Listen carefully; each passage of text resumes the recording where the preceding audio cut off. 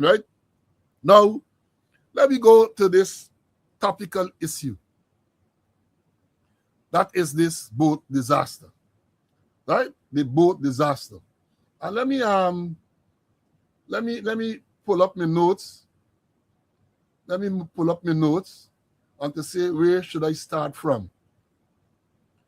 Well, let me start from I've given, I think yesterday, the Prime Minister, who is the face of this government in this year, and I told you, I look at who at the front with this, Mark Phillips. Well, he was one agile, now he may be quarter agile. Stephen Thomas from Marad, and now and again, Frank Anthony, 2 time you had Vijay Prasad, right? But basically, it's Agile, Thomas, and Mark Phillips. They are the one. And I don't believe in coincidence. So it is 3 Afro-Guyanese who are put there to face up to the music in relation to this disaster. The last we heard, I think it's after last, it says 72 bodies have been recovered. 72. Mark Phillips said of the 72, I think they said that 5 of those bodies have not been identified. Right? Like, you don't know fractions, This man, Bali, don't know fraction.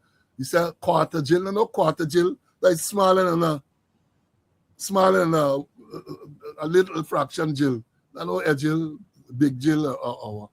So, yes, they said that, and the bodies many bodies were handed over. Funerals and cremations and things have started. You see photograph and so on, leader of the opposition, members of the government, cabinet members, all of them going out there and sympathize and say they're there at the funerals and so on, right?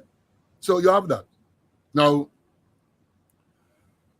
we initially, and I think I had reported this on Wednesday, because we were told, right, that the diver went down there and the diver claimed that they saw one body. And somehow that conveyed the impression that it was only one body that was there. But I had said long before that I have a suspicion that the way the survivors claim that vessel capsized, many bodies might be trapped in the vessel. Many bodies might be trapped. And then Mark Phillips come and tell people about air pockets and people can still have survivors up to 2 days. That's other crap they come on the top. Right? But apparently what happened, because, let me tell you this, because I had a conversation with an experienced diver. And the diver told me, he said, look, this is not places like Barbados and them islands with coral reef, where visibility below is reasonably good. He said, talking about Guyana, the Atlantic Ocean there, the mud flat. And he said that visibility is sure is going to be extremely, extremely poor. And unless you have proper equipment, you're not going to be able to see what is there. But the man turned out to be right. And he did say to me too that based on his experience, what they should try to do is to float the wreckage. And then he explained all the technical detail, flotation vessels, flotation of vessels, some flotation stuff to pull it up. Or he said you can get crane. He told me all of that since around Monday or Tuesday. Tuesday, I think it was. He told me that. So now they're telling us that that is what's going on. They're trying to get the vessel off of the seabed. And once they get it off the seabed, they will try to bring it closer to shore. And then and only then, the divers might be able to go in to recover bodies that may be in that vessel. That is what I was told, precisely that since Tuesday. So they announced that sometime last night. They announced that last night that is what they're going to do. But my source, my expert source, told me that. And then he even made the point, Kai people said they're plunging out and so on. When you get the vessel off the seabed, you might very well have bodies under the vessel. Now man tell me all them things since Tuesday, you know. So now that they're saying that 72 bodies have been recovered, there might be a whole set of bodies still in the vessel. So we hope, I think I worked through last night based on what they're saying and all that. And I made a post and I said it here and I'm repeating it for emphasis because one of the trolls came out to try to attack me for a statement that I made. What is the statement? I said, if you don't know how many persons were on the vessel, they admitted to that. They don't know how many persons are on the vessel. How can you know how many persons remain missing? That is a simple and logical question. If you do not know, because they said the manifest wrong, they admitted to that. Because they said some of the persons who were rescued, then they discover, Jill says so, were not on the manifest. And then sometime yesterday they told us too that some of the bodies that were recovered and identified, those persons were not on the manifest.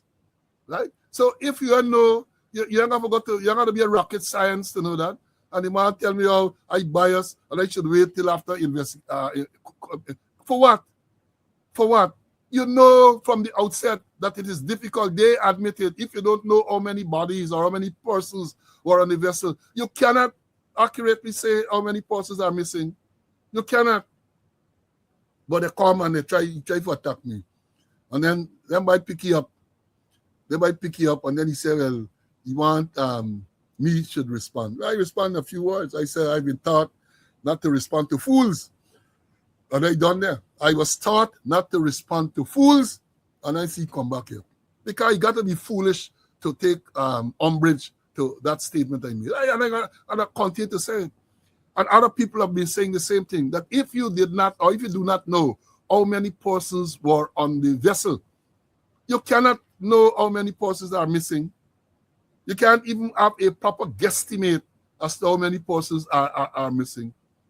That's common sense, but we know common sense is not that common, especially when it relates to these sycophants.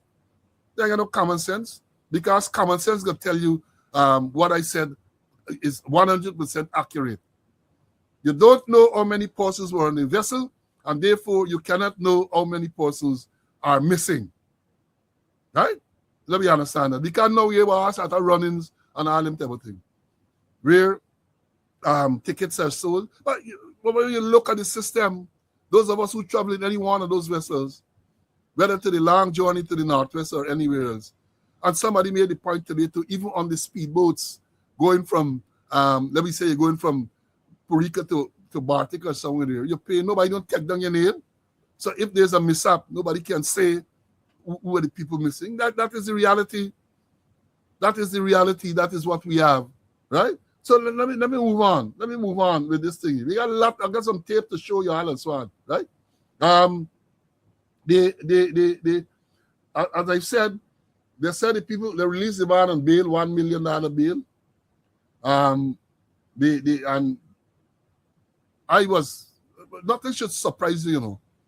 But this captain was arrested on Sunday, I think it was. They said they found him to have marijuana in the system, he and the other person. And therefore he was arrested. When the 72 hours constitutional period for him to be released, they went to the High Court and they got an extension. I asked, so what? What you investigating? What you can get from him after the first 72 hours? What other information you can get from him? What? Tell me. But it's just harassment. The captain was arrested. All right. Other people were arrested as well. But if you have this man in custody for 3 days, right? You tell me what you're gonna get from him if you keep him there another 3 days. I don't know. And sometimes these court perhaps are too lax and too lenient. I don't know what information they would have gone to the court and swore to say to convince this court that this captain should be kept there for another 3 days. So let's see when the other 3 days come, what is going to happen. Let's see what is going to happen when this other I think hold on, let me go down because I think I was looking at the wrong thing. Attack of the $1 million bill, that wasn't it. Let me find the note that deals specifically with this incident, right? I made copious notes. I made copious notes, right, to deal with this. Hold a while. Yes, I have it here now. Tell anybody, come. I told you the purpose of the operation, ongoing operation now, is to right the vessel, to try to bring it closer to land. And because my source even told me that he's an experienced diver, wreckage diver and so on. He said, depending on the depth of where this wreckage is, that can determine a lot of things. Because he said it's not a case where a diver can go down there and remain for long. He explained. He said no one diver going down there at the time. And he was surprised that they say this French team is 17. He said because even if you have that many, there's not sufficient to dive this place. And he explained how this thing is done, how long you can be there, depending on how deep you go, and the process to make sure when you come up, you got to go into this chamber. All of that he explained to me in great detail. All of that. So we understand now that Brazilians and Trinidadians divers are there to assist in this salvaging operation. So let's hope that because it's almost a week now, almost a week, so one can very well imagine the state of the bodies, that if bodies are found in that vessel, which I suspect they will find, because at least they had said earlier that one body was there, right? Now, we understand that they arrest other persons. They arrest other persons. Hold on. Let me see my note. And then they're saying that, who is this? Somebody's calling me and disrupting me. Yeah, they arrest other persons. And let me read what they're saying here. Because they're saying, hold on, let me cut off this call. Yeah, they arrest other persons. And they're saying this is yesterday. The criminal investigators are examining who authorized passengers and cargo aboard the MV Barima before its final voyage, with the ferry captain and the Transport and Harbors Department superintendent responsible for loading now in police custody. The detentions were confirmed during a government briefing at the Maritime Rescue Coordination Center in Kingston, where officials outlined the division of responsibility between employees working on the wharf and officers commanding the vessel. The captain remains detained without charge after police obtained approval to extend court approval to extend his time in custody. Then it says here, Mr. Grandison, the Transport and Harbors Department loading superintendent, who supervised the loading operation, has also been detained. Public Works Minister Dwanajil said Grandison went to the Criminal Investigations Department with his attorney after being invited to explain his actions. CID ranks detained him before beginning formal questioning.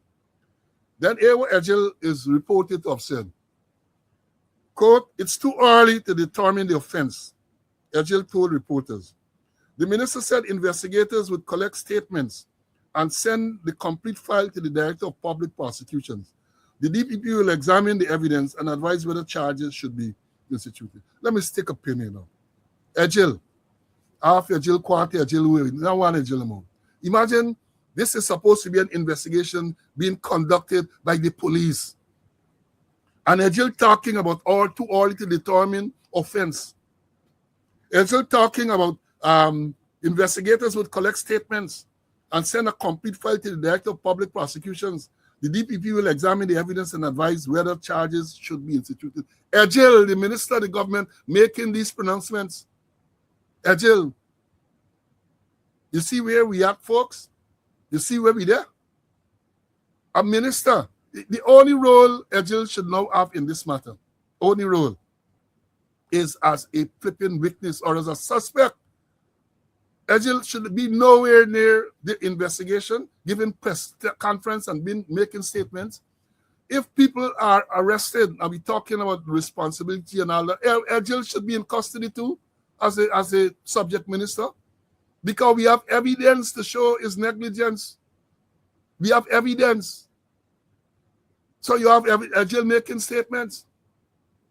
And I have said before, when you look at the table at these press conferences, there is no senior police representation there, even though they're telling us that the members of the Guyana Police Force is conducting an investigation.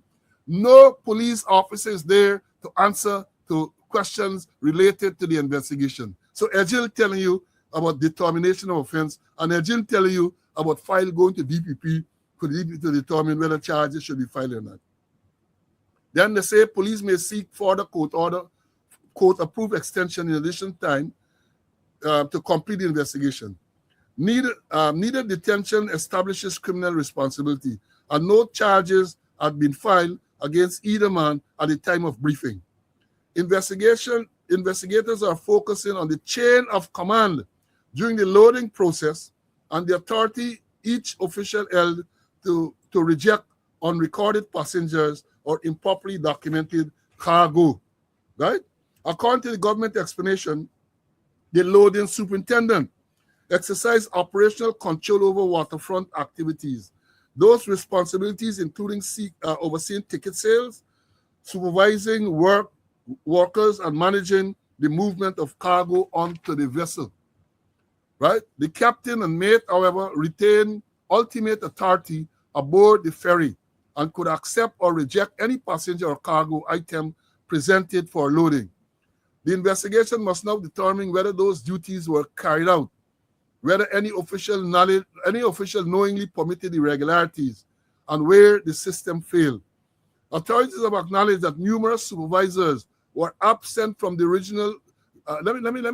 Survivors. Let me read it back. Authorities have acknowledged that numerous survivors were absent from the original passengers' manifest. That discovery left the government unable to establish exactly how many people boarded the ferry and how many remained missing during the early stages of the story. That's what I'm saying all the time, right? That's what I'm saying all the time. And then they go on, and then I'm not going to read what they go on for, right? Then they go on with all of this. But if you have, and it's a police investigating, right? And I made the point, the police investigation into this matter, right, has to be limited to making sure that statements are taken from all the survivors. The people in the transport and our department, the captain, the superintendent, all of these people, any statement from them got to be caution statements. Not no ordinary statement, right? Because if you are suspecting or if you are investigating that they might be complicit in some way in this tragedy, you can't take ordinary statements from them. You cannot. You have got to be able to take caution statements from them. The captain in particular and all. By now, his rights should have been read to him. Ejil's right should have been read to him. Caution before charge. And invited to make a statement. Invited to lie up. But Ejil, they make it as other statement Ejil making. Now, when they talk about loading, they talk about the loading superintendent. Let me remind you all of this. They're talking about the loading superintendent, and they want to know all this. Hear what Ejil said since Sunday. Listen. The boat was not overloaded by passengers or by cargo. There was no engine problem or any mechanical problem. Even the survivors who made videos from the hospital, they're telling you what happened. And it had nothing to do with overload and boat taken in water. It had to do with the tide. Yeah, what the master? So I have said before, why you investigating then? Ejil don't know everything. They're talking about the CEO Commission of Inquiry, but Ejil don't know that the boat was not overloaded. Ejil and Thomas, the man from Madrid, the boat then overloaded. And here this big man supposed to be a religious bishop, lying that the survivors, all of them, every single one of them, said that the boat was overloaded and that the boat was taken in water. Every single one that we have seen so far. So who Ejil talking about? Who Ejil talking about? Ejil done say. So if it is that Ejil pronounced and Ejil done determine that the boat wasn't overloaded, Why you arresting the man who is in charge of loading this? What you arresting him for? What are you arresting him for? The minister, the subject minister, already pronounced that the boat wasn't overloaded. So if the boat was not overloaded, it means this man ain't got no liability. He has absolutely no liability because the boat was not overloaded. Ejil says so. Peace Ejil. Not no 1 and 1 8. A piece of Ejil done says so. Right? So he come out and I made the statement. You just know them, you know. They are programmed in a particular way. When something happens, is to jump out and try to deflect and try to gaslight and tell an old pack of lies that's come back for bite them. When you listen to the survivors, look, I have been listening to those interviews that survivors are giving. It is heartbreaking. My last whole family, heartbreaking. And every single one of them are telling us that the boat was overloaded. Every single one of them telling you the boat is taking in water. They even go so far to say that even before the boat disembarked, they had problems where the weight, apparently was stuck on some bank and had to be there for over an hour before it finally came off the bank. There are people telling you that.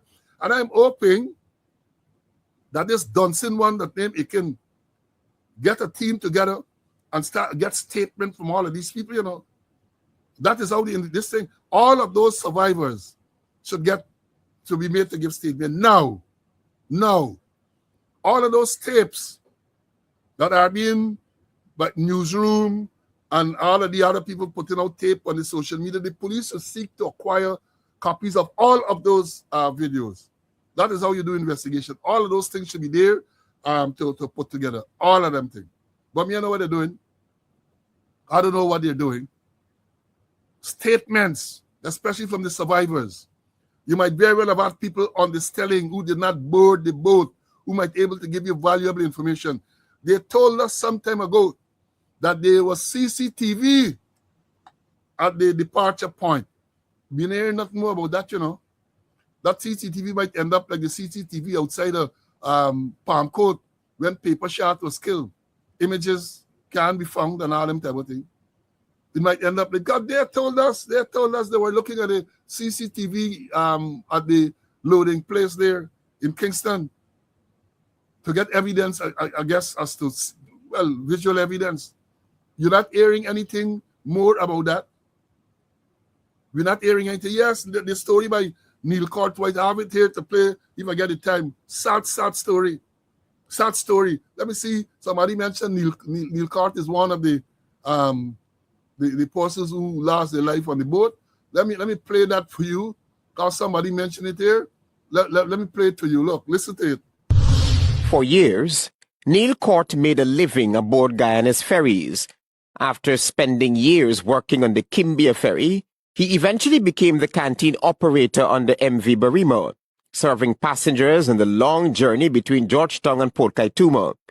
His brother, Kenrick Court, would often accompany him, helping to operate the canteen. His wife, Diane Court, says the ferry had become a way of life for their family. She regularly accompanied her husband to help load supplies for the canteen, cleaned the area after every voyage, washed dishes, and, some trips, even prepared meals for passengers. But today she is left with only memories, still waiting for definitive answers about the fate of both her husband and brother-in-law. In an emotional account, Mrs. Court recalled disturbing conversations, she says, took place before the ill-fated voyage. According to her, when the MV Barima returned to Georgetown from its previous trip, an engineer told her some troubling findings. Her husband reportedly confirmed the same concern. So he said, Auntie Diane, this boat only come with one engine we come back with. The engine have to fix. So it's looking obviously like we might be in Georgetown a little while to get it fixed. Mrs. Court said she spent the days before the departure helping her husband prepare the canteen, while on board the afternoon before the tragedy, she claims a second engineer told her the vessel was still experiencing problems with the engine and that the issue had already been reported to senior officials but was ignored. She said workers were still attempting repairs while the ferry was fully loaded, and shortly afterwards, another engineer was brought on board. According to her, the vessel already had 4 generators. Vehicles, she said, were reportedly loaded with goods, and even a body was being transported for burial. The boat was so packed. It was so packed to the max. Plus it had a pickup. It had a car. And when you see like customers send cars or so, they just normally put the goods inside. She added that on Saturday, hours before the tragedy, she was about to disembark the boat after assisting her husband at the canteen, but witnessed something troubling. And I go upstairs, I just got to pass the passengers, them upstairs. Oh, when I go upstairs, if you see people, I say, oh, this boat full. If you see children, babies. Mrs. Court says, as she prepared to leave the vessel that afternoon, something did not feel right. And I come off the boat, and even me and she turn and tell me, Diane, this boat low, this boat too low. She come and she said, Diane, we pray. But we ignore the prayer. We didn't pray. I didn't pray. Probably if I didn't pray, I don't know. Probably God would have. Hours later, a friend from Barima called with the devastating news that the MV Barima had gone down. As rescue and recovery efforts continue, Diane Court says she remains trapped in agonizing uncertainty, still waiting to learn whether the 2 men she waved goodbye to that afternoon were rescued or are among those who never made it home. Travis Chase, H. She bore evidence. Everybody saying that the boat was packed. Ejil saying otherwise. And when we talk about safety, let me touch a bit about the safety. Right? Let me touch about safety. Because, you know, people making all sort of comments. Yeah? Now, it would appear that safety standards weren't observed on this boat at all. There are no safety standard. Because when you see people there, amok all over, people lying on the floor, in an emergency, there's no passageway and all of those things for people to go to. Let me show you all the next tape. Let me show you all a next a tape. I have it somewhere. Let me look for it. Look at it. It's very sharp. But look and tell me in an emergency such as you had there on Saturday night, how people navigated. Look.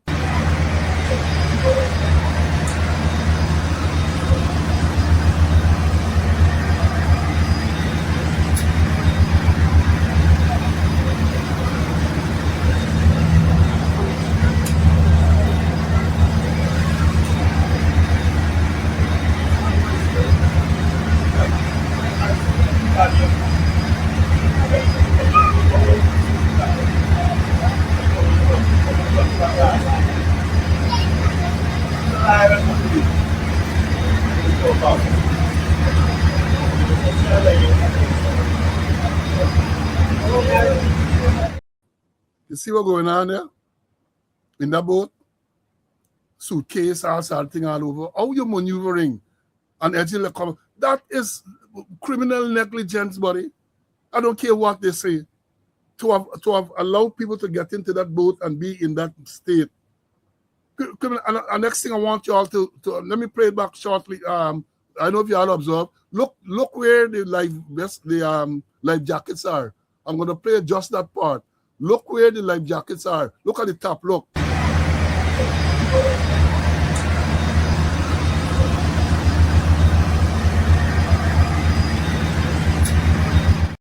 Those yellow things at the top of the life jacket. Now you tell me in an emergency how people get into them.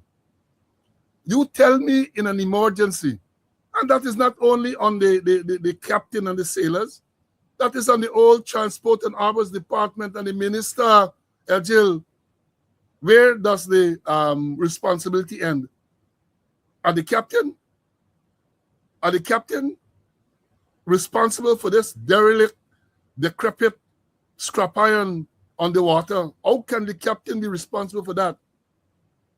How can the captain of this vessel, who responsible for sailing, how can he be responsible for the maintenance and for the decision to have this scrap iron, as someone referred to it, on the water top? Oh, tell me how the captain can be held accountable and responsible for that. Where you're saying that he should have refused to go? Because we understand other captains and other persons might have refused to travel on this or to take this vessel because they felt the conditions were unsafe. But this man, for whatever reason, decided that he can go. This man, for whatever reason. And let me say this again, because they keep telling you that when they did the examination, which I found strange, that you examine this man the same day and within minutes or hours, you get a result that he was under the influence. He had narcotics, he had marijuana in his system. And I asked the question, does that suggest then that he was impaired and that could have prevented this disaster? Are you suggesting that if this man had not had marijuana in his system, this disaster could have been prevented? That is what you are suggesting? It would appear that given the state of the vessel and all that, this thing was destined to happen that way. Destined. And let me read what I have something here. A former boat captain. What a former boat captain said. This is not something long. A former boat captain said, if the distress call reached Timeri, because you know they said that the distress call reached Timeri at 11:01 p.m. Saturday night. That is what they said, 11:01 p.m. Saturday.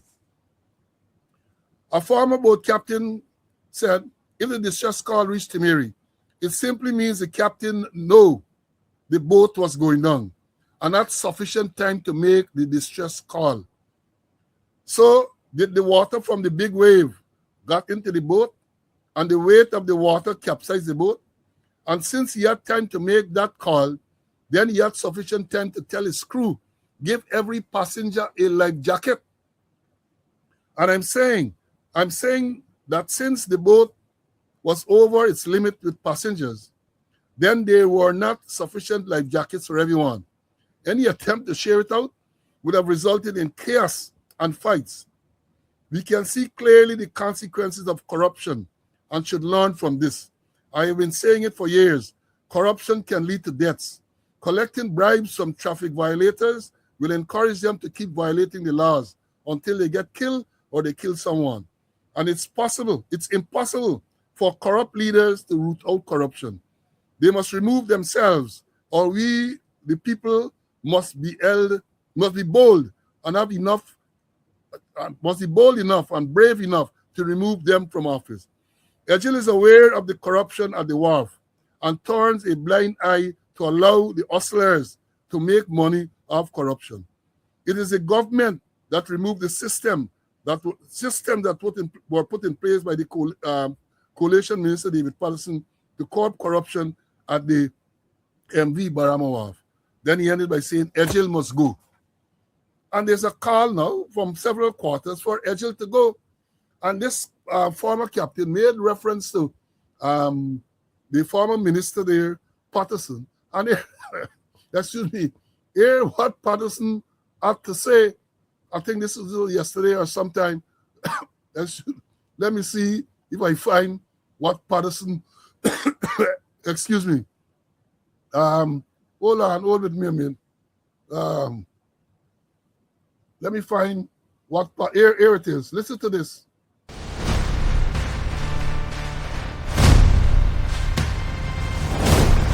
David Patterson, leader of the Alliance for Change, has called for a full and independent investigation into the maintenance and inspection of every vessel of the country's fleet.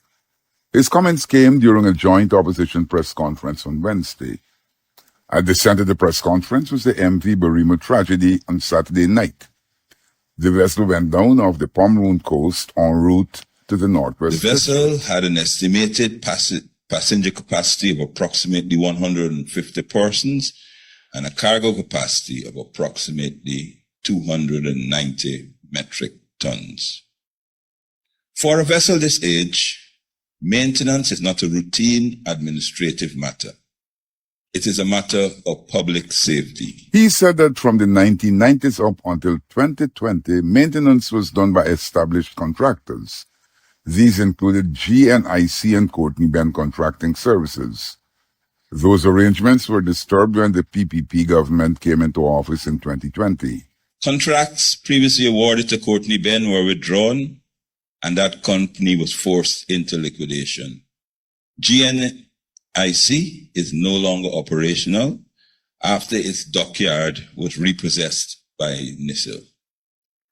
As a result, maintenance and servicing of the MV Barima were handed to another company whose primary business was fishing. He said that the MV Barima was docked in 2015. It underwent a complete overhaul. Between 2017 and 2020, records also indicate that the vessel underwent its required maintenance cycles and was deemed seaworthy up to that period. However, the lifespan of the vessel was limited, but a special offer was made for a new vessel. On return to office, the PPP reversed this decision made through the independent process and awarded the contract to the previously unsuccessful bidder. The result was the MV Militia, a vessel which, in our view, is not properly suited for the needs of the Northwest route because of its size and design. The PPP claimed that the savings from that lower bid on the vessel would be used to construct an appropriate stelling.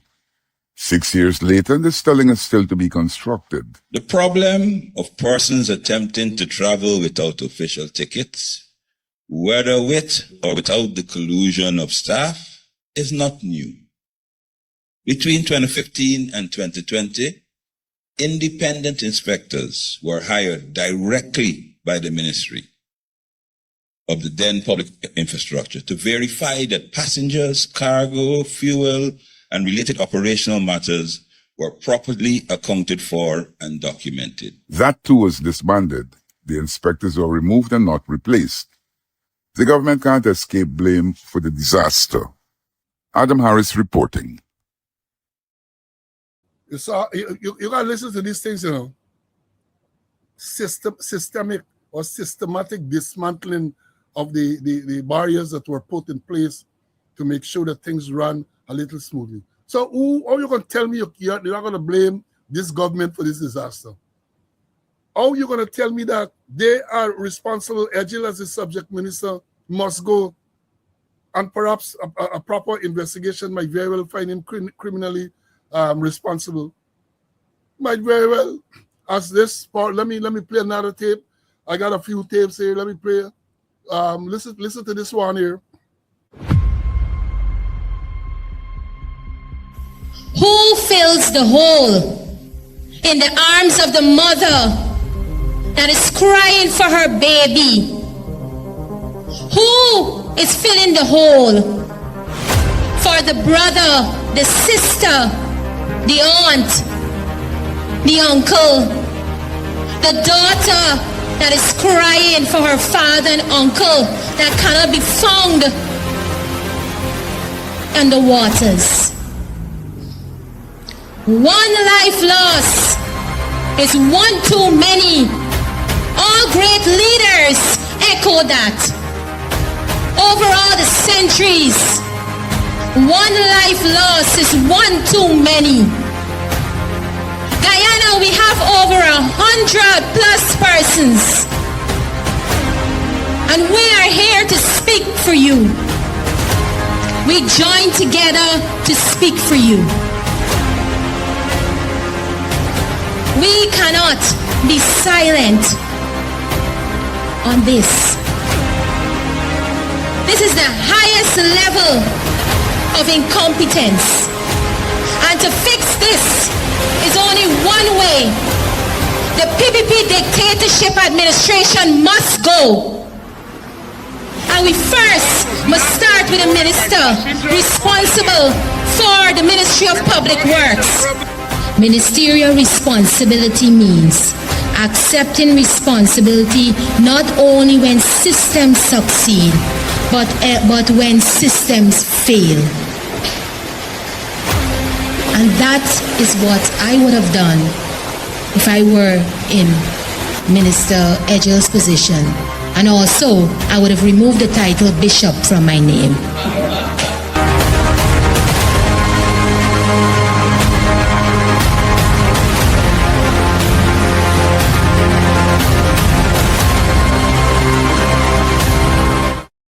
Yeah, well said. I agree. You can't remove the responsibility from the government. When you go back into this thing, they brought a boat, MV, Melissa, whoever the boat name. It's and Jams can boast that they get party on the boat. A private entity can boast this boat was brought or bought specifically to replace this one that went down. Since earlier this year, I think April, May, they said nothing. And then the incompetence too. You buy this boat, and when the boat arrives, then you discover that the boat is not suitable for the area. You don't have the dock to accommodate this boat. You wait till this boat arrive, or all those things won't take into consideration when they're going to spend, I think, 12 million something US dollars for this boat. And you want to tell me, in all honesty, in all sincerity, that Edgel and others, because the question is asked, how far up the chain should responsibility or accountability go? How far up? How far up the chain? And listen to what the very president, remember, some time ago, he had a 5:30 meeting with contractors. The president I'm talking about, 5:30 meeting with contractors. Then he berated them for, look, listen to what he said then. The passing of blame. You're the lead engineer. All your engineers are under you. You're the head of the projects department. And that is what collapses system. No one taking responsibility. It's passing the buck. That is why, as president, I have to meet with these contractors now. Small projects. I have a million things to do because of the blame game, the passing of the buck.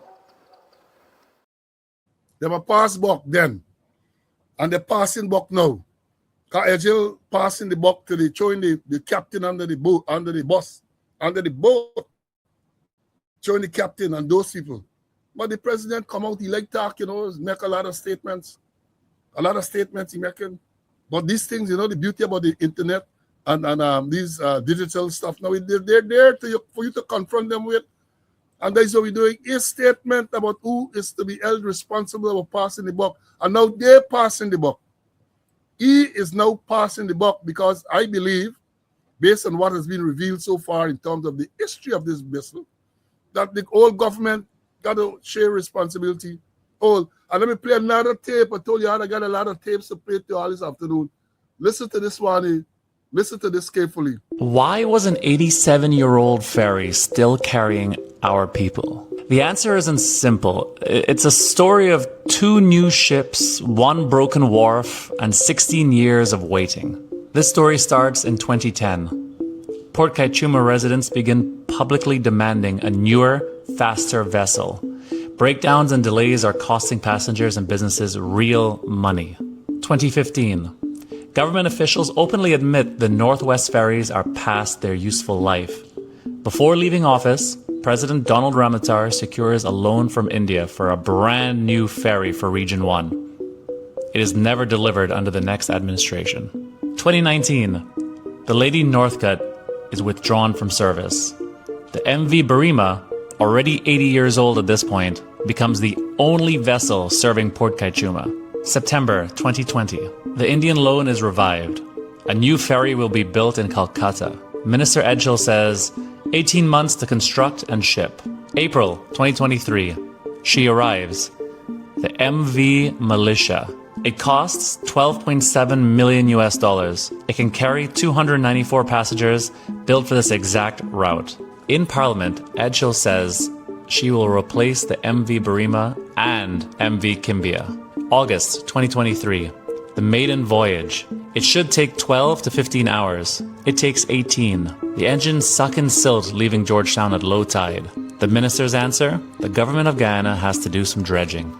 August 2023, Port Kaituma. Edgel inspects the new wharf being built for the militia. His promise, on record, delivery by end of November, sailing by early December, and, I quote, get back here for Christmas. Christmas 2023, the militia does not come. The wharf isn't ready. The Barima keeps sailing. 2024 to 2025, the militia runs Georgetown to Kumaka and Mabaruma, but never Port Kaituma. The wharf built for her has a problem nobody announces loudly.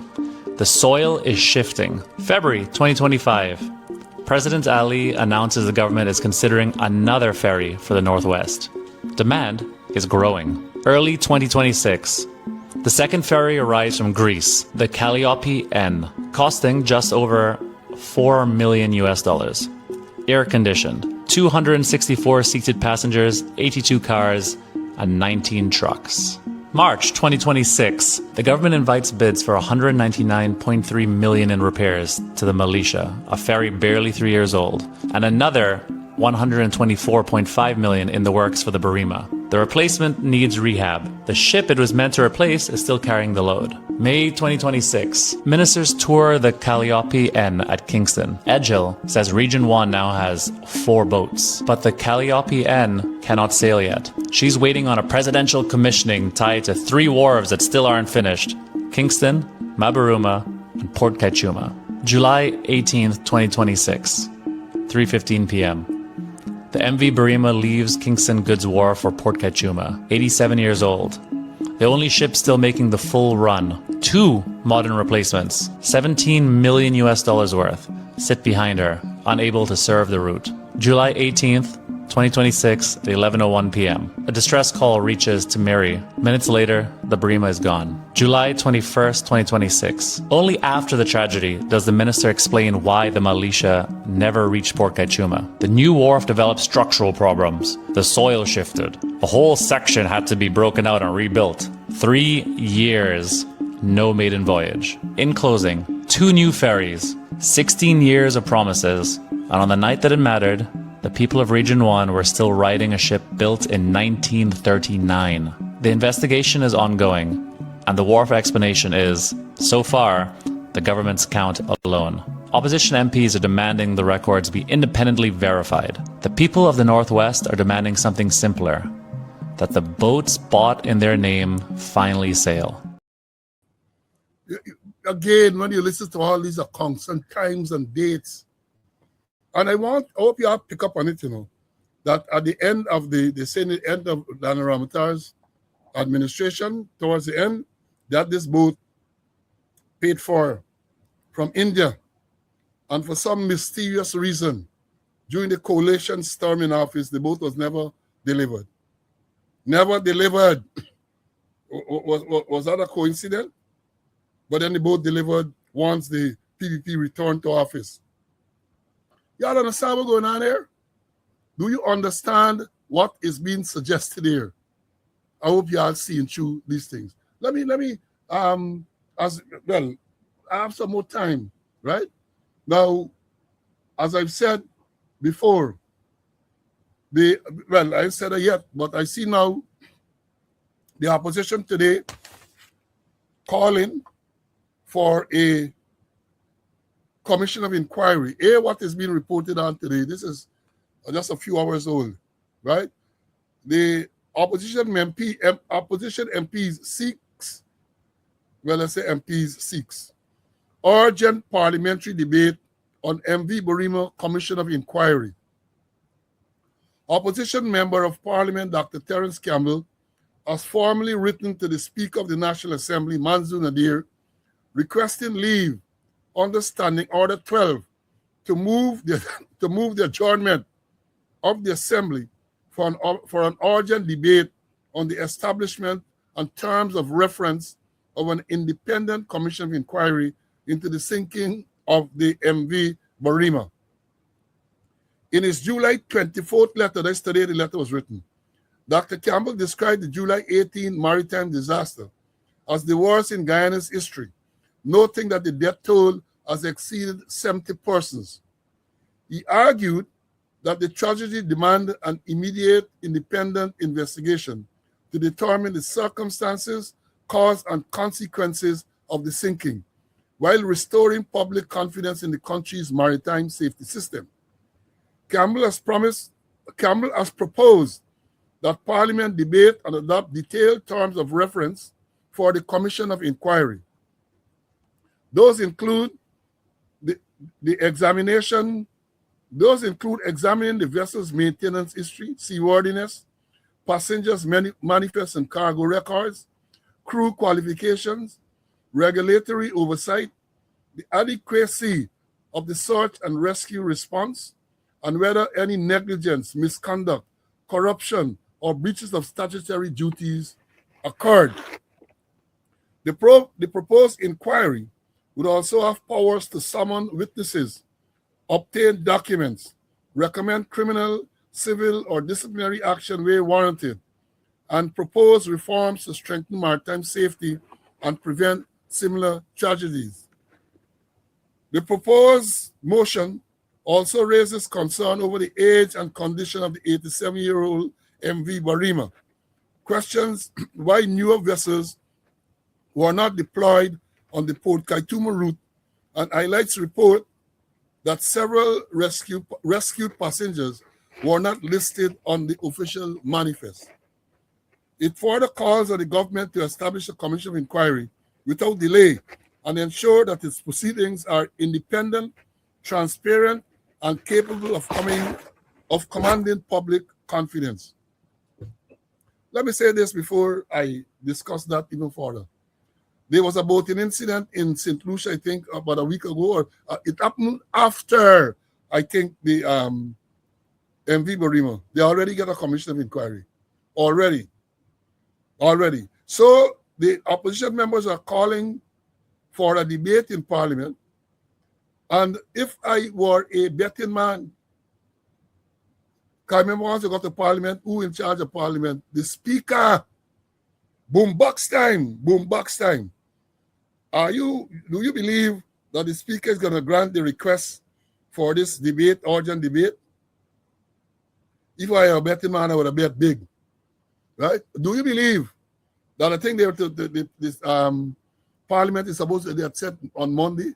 I think so. I think I read somewhere that Parliament is supposed to meet on Monday. Do you think the Speaker will suspend whatever standing order or whatever it is to allow for a debate on this tragedy? Do you think so? But let me say this. There's a mountain call for Edgel to go. Now they want this debate in Parliament. The opposition members have been doing a lot of talking and a lot of writing.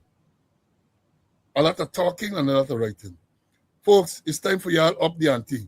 And I ain't advocating anything unlawful, but it's time for y'all to up the ante. You're talking, and you know these people just play rope-a-dope.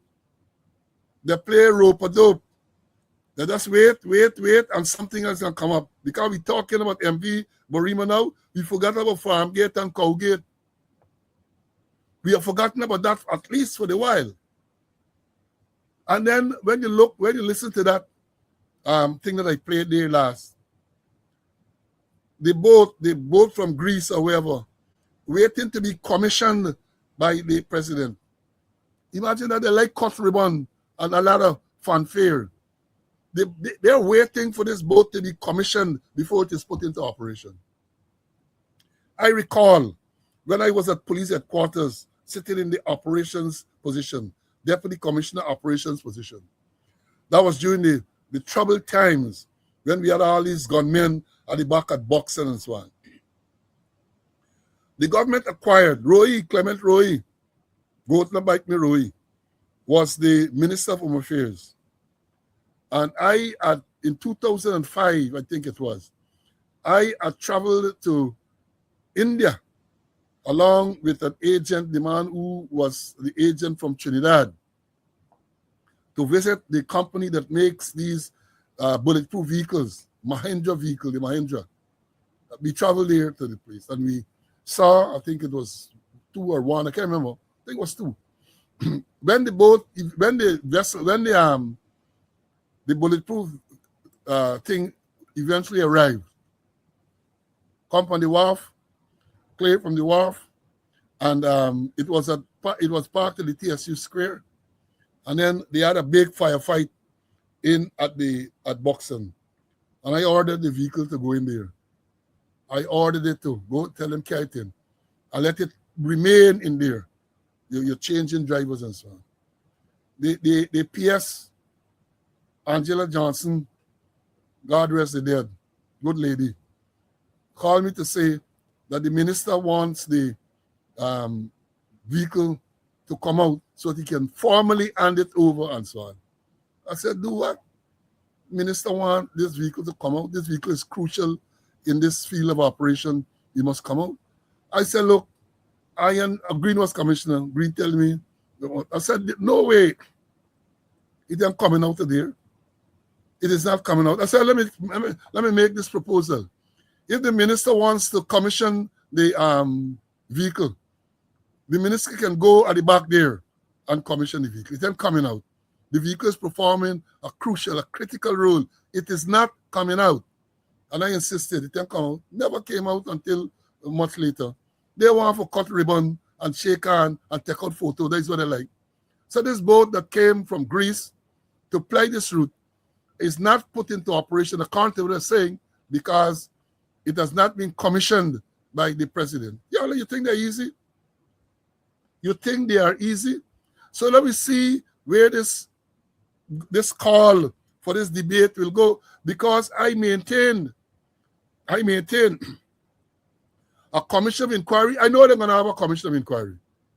They're going to have a commission of inquiry, no doubt. A presidential commission of inquiry. But the critical thing is how the members of the commission of inquiry are sourced, identified, and perhaps even more important, the terms, the scope, the terms of reference. God has said in this release that they're calling on Parliament to put together the terms of reference. And I agree, because other than that, the scope is going to be limited. Because based on what we have said or what we have heard so far, this thing has to go way back, as I suggested before, from the time the boat was bought, since Noah was a buy, all the servicing, why no replacement, the conditions under which it is operating. This wharf they're talking about that is not built under the upon sifting sand and all them everything. All of that got to be part of this inquiry. Can be from what happened Saturday when I said that the captain, the drunk, cannot be from then. The terms of reference got to be very, very expansive to make sure that everything is covered. And critical to this, you have to have people who have integrity, honesty, integrity. People who are maritime specialists, right? Who can come and get that. Well, they said they get power to summon, maybe summon and you got to get people to come and give evidence under oath.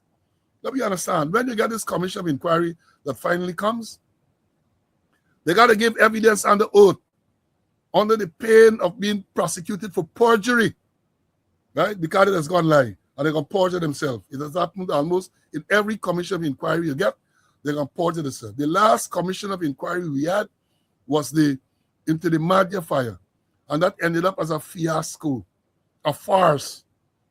It ended up as a farce, the Madja Commission of Inquiry. And if we sit back as Guyanese and allow them to do this again to us, well then, as Crow said, take what you get. And as Nello, what Nello said, if we sit back, then Nello, we got to bring Nello to say this. Sorry, wrong one. We got to get Nello. What Nello said, hold on, let me see if I can find Nello. I think Nello might have been taken off. I might have taken off Nello. In other words, Nello said, we like it. We like it. And the question is asked, you got to ask this, John King, you got to ask this.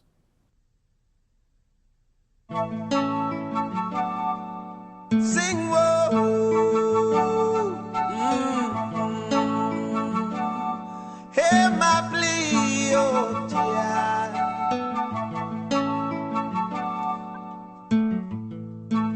a song from my land.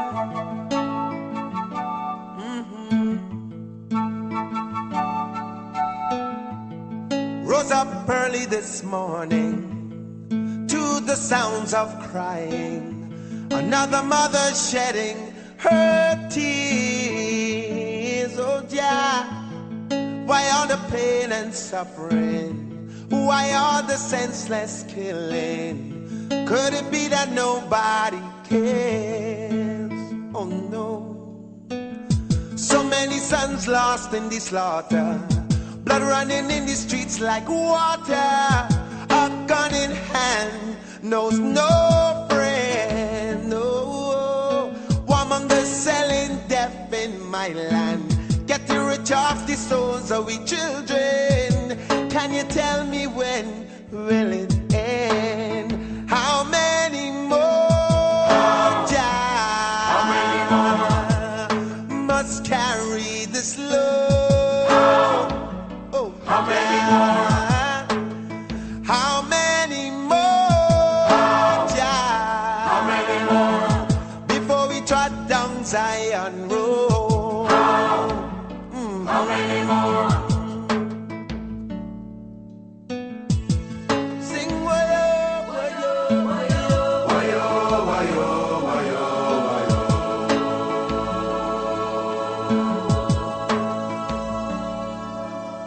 Heavenly Father, won't you hear my plea? Send a happy hand for the country. In man, there's no solution. No. I'm begging for the children's future. Oh, Jah, drugs got them by the collar.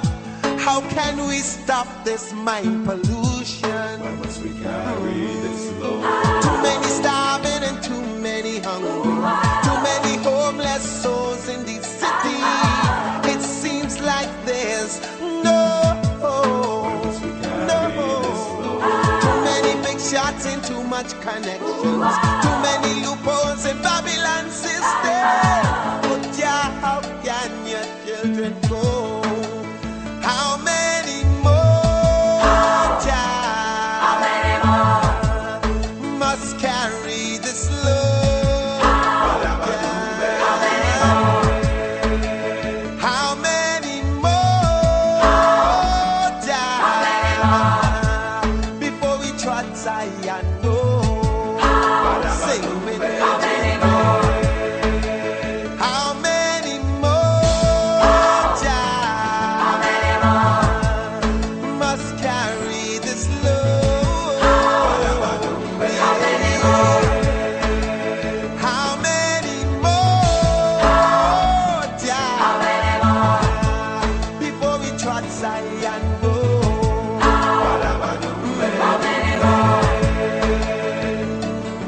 How many more? How many more? How many more? How many more? How many more? How many more? How many more? My children. How many more? How many more? Won't you hear my plea? I'm down on bending knees. Oh, yeah. How many more? How many more? My children. How many more? The question is asked, how many more? This thing happening over and over. Let me say this, it is a disrespect they show to our Amerindian brothers, our indigenous brothers and sisters. To have them traveling, because they are the people who travel often, right? And here's some jackasses' brain to say, oh, they're going to use other means and they shouldn't have go. That's other nonsense here people saying. The fare, I understand, from Georgetown to Port Kaituma is $3,000 Ghana by the boat. The fare by a plane is almost $30,000 or something like that. Where poor people can find their money them from? Where? And before these people would like to say that they care, find proper, suitable, comfortable accommodation for these people. That is what they get them like cattle in the thing. They have them like cattle. And right across, there's a tape I'm going to show you. Trinidad, I remember seeing that. I never traveled in it, but I saw a Trinidad ferry from Port of Spain to Tobago. Look what it looks like. We are currently in the country of Trinidad and Tobago, currently in Tobago, and behind me is a ferry. We are about to take the ferry from Tobago to Trinidad, the capital, Port of Spain. So let's see how the ferry is. All right, we are entering the ferry. We have to use this ramp to enter and go up the ferry. As you enter, you see cars loaded up like a cargo ship because people bring their car from Trinidad to Tobago and vice versa. We are entering the ferry. This is what the ferry looks like. Wow, it's a pretty nice ferry. I wouldn't lie. Feels like I'm in a cruise. 3 seats, 2 seats here, a table, a little snack bar. That's pretty cool. Pretty spacious too. More types of seating here, more snacks, and another array of seats. It's pretty nice. I like it. It's like a cruise ship overall. Very spacious and clean. These are the seats of the ferry. Check it out. It's pretty nice, pretty comfortable. It's like premium economy seats in the airplane. This ferry ride is 3 hours. It was $11 for 3 hours. So that's a pretty good deal. And you have the view of the ocean. And it comes with a table rest. Pretty clean carpet. We're in the outside of the ship and you can see the ship running. The amount of power it takes to run. It's so beautiful. And everyone just standing watching. You can see the view of the path to Trinidad and Tobago. And yeah, it's looking absolutely beautiful. Just a great way to pass the time and see the view of Mother Nature. We made it to Port of Spain. The ferry ride was a 10 out of 10. Yeah, that is Tobago to Port of Spain. Right? And don't tell me that the terrain and so on, the water and so on might be different, but get something that is more comfortable and safe for those brothers and sisters who have to traverse this all the time. They talk about, they tell us tourism and all them everything. Who come in to travel on MB, Barima, and them? Well, you can't travel and then you can't go. They don't care. They just don't care. They're just thieving all the money and have no regards to these people. They're just thieving the money. Have no regards for our indigenous brothers and sisters. None whatsoever. And let me tell you all this. Some people have left. I said that you all left and gone because I should have mentioned this before. You know, the bodies are being recovered, bodies are being taken for burial and so on. Right? I got a call today that, well, I say frequently that you should not be surprised, but yet still you're surprised. You know who are the ones handling the body once the bodies are brought to shore, to move the bodies from shore to the mortuary, from the mortuary or from wherever it's stored to the post-mortem examination and that. Can you imagine? I was advised that is recruits, police recruits from the college on the Essequibo coast. It is the police, that is what is being alleged, that the police recruit from the college that they have there on the Essequibo taking the study. They are the ones who have to fetch these dead bodies. They have now turned morticians or whatever you want to, with the phrases. Police recruits are made to do that. And they get Ikin, Commissioner of Police. Ikin has shown the ability to pick up stuff and so on. Clean up campaign, even think Saturday gone, they had one and so on. So he maybe could have gone there with some of his senior officers to help fetch those bodies. But that is what you have. That is what is being said. Police recruits are made to do that. Folks, let me tell you, I have another song to play. We don't go yet. Because this is something that is, it touched me, and I'm sure that it will touch you. This song, listen to it.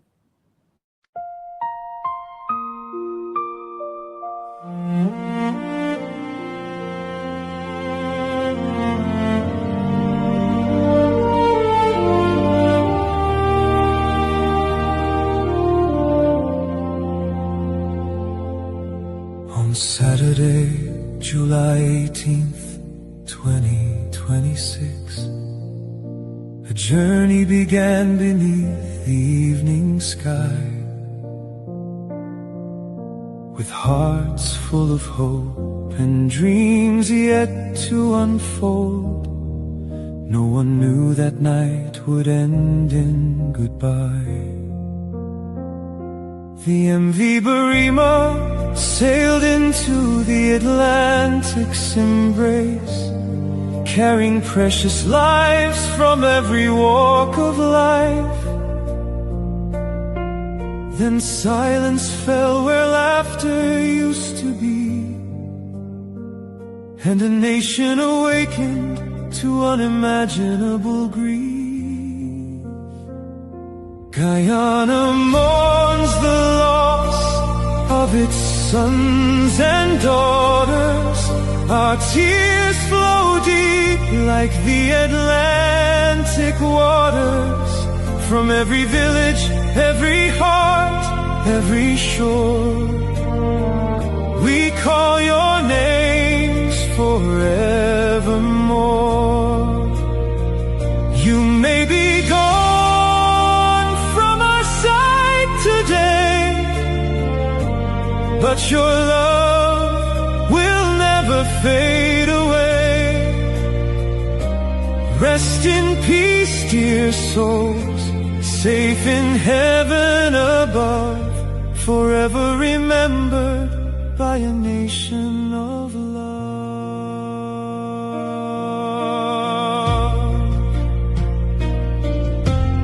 Fathers and mothers, children hand in hand, brothers and sisters with dreams still alive. Each life a blessing, each smile a treasure, each memory a light that will forever survive. Though the ocean keeps its solemn watch tonight, it cannot steal the love you leave behind. For every heartbeat you shared with this land lives on in the soul of every Guyanese. When the morning sun rises over our rivers and plains, we'll remember your courage through our tears and pain. We'll stand together as one people, one voice, one land, holding each other with compassion's gentle hand. Though sorrow fills the air today, hope will guide us on our way. Guyana mourns the loss of its sons and daughters, united in sorrow across our forests and waters. From the coastland to the far hinterland, together we grieve across this blessed land. Your journey ended beneath the stars that night, but your memories will forever be our light. Sleep peacefully until we meet once more, loved by your families, cherished by Guyana forevermore. The waves may whisper your names through the years, the wind may carry our prayers and our tears. The MV Barima tragedy will never be forgotten, nor the precious lives it carried home to eternity. May God grant eternal rest to every soul, and comfort to every grieving heart. Guyana mourns the loss of its sons and daughters, and all of Guyana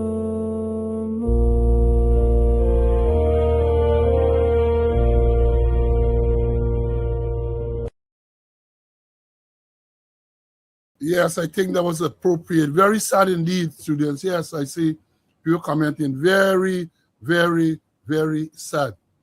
Very sad. Right? Can you imagine the horrors of those persons on the boat that night? Dark night, boat sinking in the water.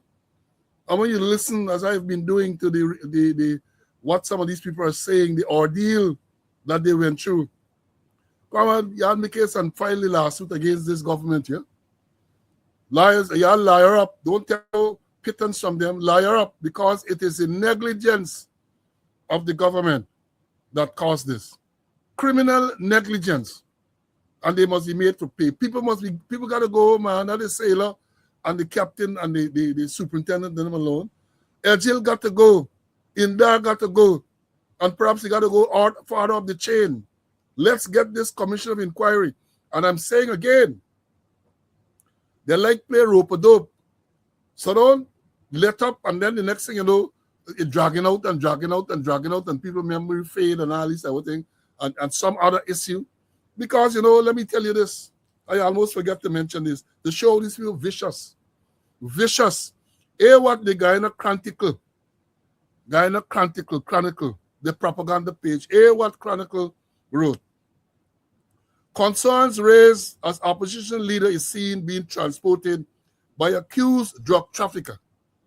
Concerns have been raised following the publication of images and videos in which Guyana's U.S. indicted opposition leader Azzuddin Mohammed was being transported in a boat driven by a man who was caught with a large cocaine bust back in 2020 and is alleged to be a major drug trafficking figure.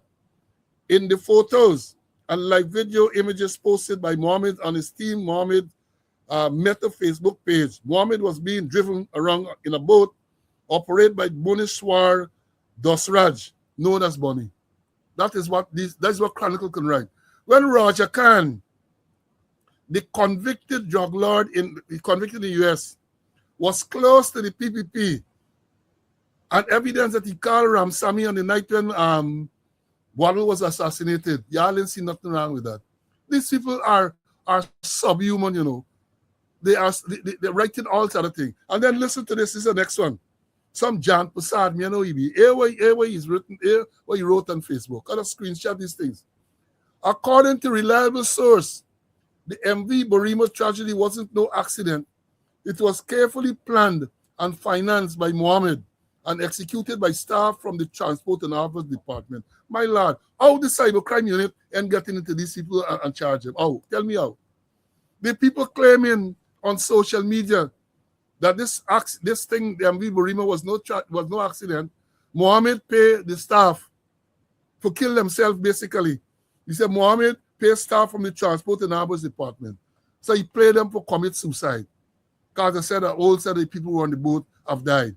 The staff on the boat. That is how vicious these people are. That is how vicious they are. That is how desperate they are. And we can sit back. We are going to sit back and allow them to get away with this crap. And again, I'm saying, because they're listening, I'm not advocating violence. I am not advocating violence. But I'm saying that they are means, non-violence means, to get these people to do the right thing. Force the right things. Ejil must go. Ejil should not be made to face. Look, and we got some people in the media, they're a little soft. I see Leroy Smith must compliment you don't leave it to them.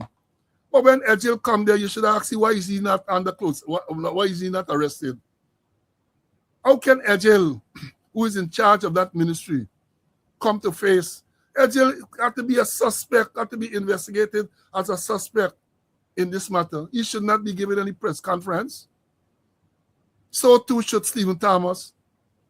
You gotta get an investigator to see what level of complicity they have in this whole thing. And they're coming and saying they're holding press conference and gaslighting and bullshitting people, and we sitting back and allowing that. Folks, it's Friday afternoon. They said thank God it's Friday, but this is an important topic. Can't allow it to go like that. We should not. And I'm going to continue. Ejil at a press conference. Ejil talking about the investigation. And Eken, who is the commissioner of police, Blanham, who is the crime chief, they're nowhere about. They're missing in action. A disaster such as this, the commissioner of police should have a major role and a major interaction with the media. But I know he ain't get tongue, he can't talk. Right? The crime chief should be telling people about the investigation, about the progress of the investigation, not to reveal anything confidential. Not to reveal, you don't have to do that. The commissioner of police have to be able to give you an update as to what's going on. But they're down there, square pegs in wrong holes. Square pegs. Can't come and say nothing. It is so shameful that the hierarchy of the police force cannot, in a disaster like this, face the media, face the public, and see anything that makes sense. It is a disgrace. It is shameful. But they ain't get shame. They have no shame. All they're concerned with is they either collect the porks, collect money for give people gun license, collect money for give people driver's license. That's all they're there for. But remember, God don't sleep. And for Malik Ejil, who tell you that he religious, before I leave, let me say this. Who are the people that will go and listen to Ejil say preaching the word of the Lord? Who is them people, man? Tell me who. Tell me who. Who are the members of this congregation in all what's going on? Y'all get it unmitigated gall to say you're going to sit down and listen to this lying man telling you something about the Lord. You know, back in the day when they believe in all them things, sometimes you open him up with some light fall along from the ceiling and strike him, right? Something. Open your mouth and telling lie. You're holding the Bible, you're telling lie. You know what they say? He who knows the master's will and does it not. What if you read a part of the Bible? He who knows the master's will and does it not, what has happened to them? That is going to happen to Quarter Jill, right? That is likely to happen to Quarter Jill. Folks, we have had a long afternoon. I have so much more to talk about. We got left them back. We can't do everything today. It's Friday.